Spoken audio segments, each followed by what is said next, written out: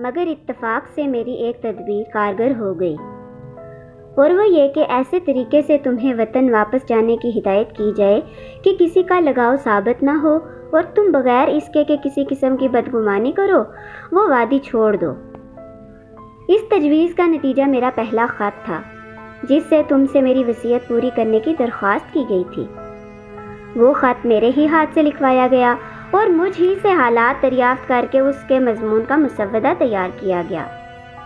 مگر حسین، وہ خط صاف کرتے وقت میں چپ کے بہت روئی تھی، اس لیے کہ جانتی تھی خود اپنے ہاتھ سے دائمی مفارقت کا سامان کر رہی ہوں۔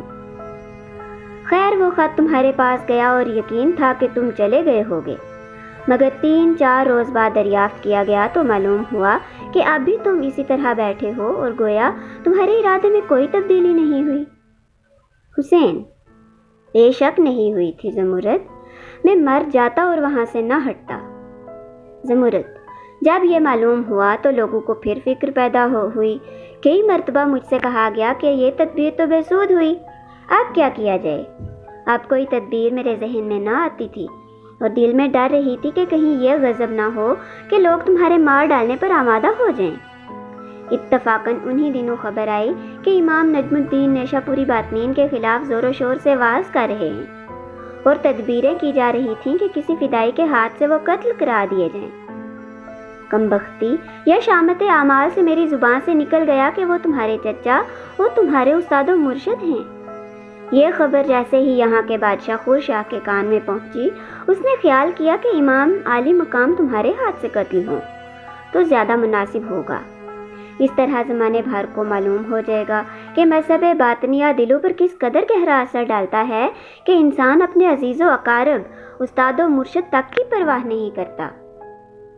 تمہارے خنجر سے ان کا قتل ایک ساتھ اتنی باتوں کا ثبوت دے سکتا تھا کہ بھتیجے نے چچا کو، شاگرد نے استاد کو، مرید نے مرشد کو بلا تعامل ثواب سمجھ کر قتل کر ڈالا۔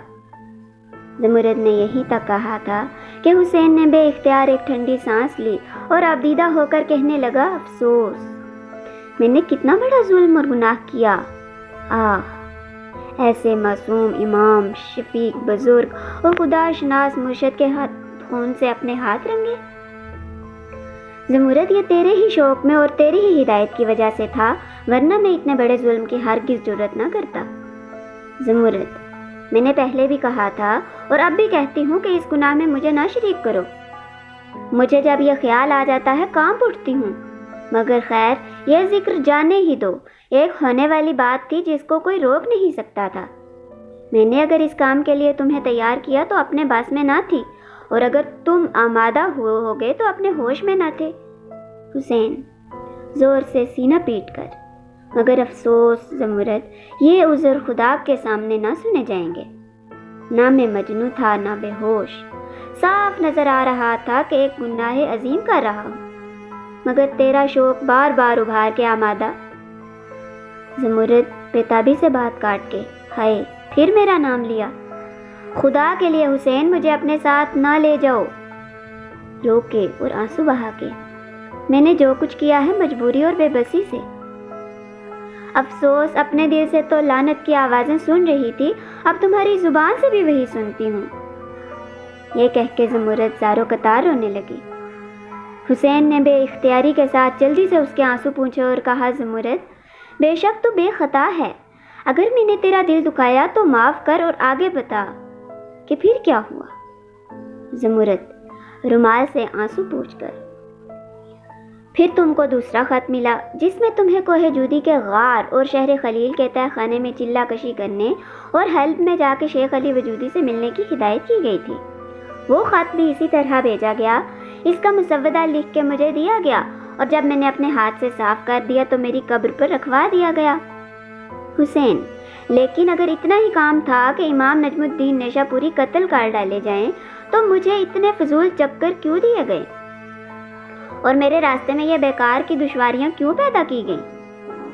زمرد، اس لیے کہ تمہارے شوق میں ہیجان اور بے صبری پیدا ہو۔ اگر بغیر اتنے چلے کھچوائے اور بغیر علی وجودی کے پاس 1 سال تک انتظار کروائے کہہ دیا جاتا تو تم اتنے بڑے گناہ کے ارتکاب پر ہرگز آمادہ نہ ہوتے۔ حسین، زمرد، تیرا شوق میرے دل میں اس قدر تھا کہ جس کام کو کہا جاتا اسی وقت پورا کرنے کو تیار ہو جاتا۔ زمرد، خیر تو ان کو نہیں معلوم تھا کہ تم اتنے بے وقوف ہو اور تمہارے اخلاق اس قدر کمزور ہیں۔ حسین، مگر کیوں کر کہوں زمرد، مجھے تیری باتوں کا یقین ہی آتا۔ ان آنکھوں سے ایسی کرامتیں اور عقل انسانی سے اس قدر بالا باتیں دیکھ چکا ہوں کہ ان لوگوں کی خدا شناسی سے انکار کرنے کی کسی طرح جرت نہیں ہوتی۔ جن گدھوں پر ہم دونوں سوار ہو کر آئے تھے وہ تو مر چکے تھے، مگر مجھے ایک نیا تازہ دم گدھا اسی درخت سے بندھا ملا، اور ایسا تندرست و توانا، خوبصورت اور تیز رو کہ اس وقت تک میں یہی سمجھتا ہوں کہ میری سواری کے لیے خاص خدا کے پاس سے آیا تھا۔ زمرد، وہ گدھا یہیں سے بھیجا گیا تھا۔ جس وقت وہ تمہارے نام کا خط میری قبر پر رکھوایا گیا، اسی وقت وہ گدھا ایک دوسرے راستے سے بھیج کے اس درخت میں بندھوایا گیا۔ حسین نے اس جواب کو حیرت سے سنا اور بولا، عجب، مگر پھر بھی میرے شبہات نہیں دور ہوتے۔ آخر شیخ علی وجودی کو میرے سب حالات کیوں کر معلوم ہو گئے؟